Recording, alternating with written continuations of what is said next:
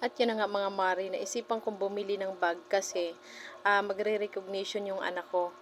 Ang gusto kong dalhing bag sa recognition niya ay yung bag na araw-araw kong dinadala, yung eco bag ng Pure Gold.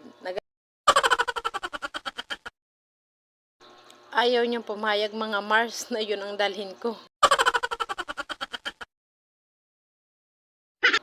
Ay Diyos ko mga mare, ang mamahal pala ng ang hirap pala pumili mga mare no pag ang pera mo kulang. Ay mare, gusto ko na ngang umuwi at ayan na nga ang aking napili. Sa pagtingin namin ay Diyos ko 800, ay nilapag ulit. Ay Diyos ko mga mare, nang hinayang ako sa 800. Bakit pa kasi nauso yung mga bag-bag no? Dati ang bag ko ano lang, semi bag lang na sako yung ilalim. Naghanap pa kasi ako ng medyo mura-murang bag. Ay Diyos ko mga Mars, ang mamahal pala talaga. At yan nga mga Mari, sa sobrang tagal namin na yan, nagbinuang-buang muna ako dyan.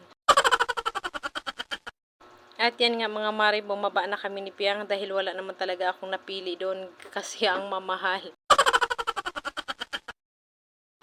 Ayan na nga mga Mari, para na tayong badyaw dito.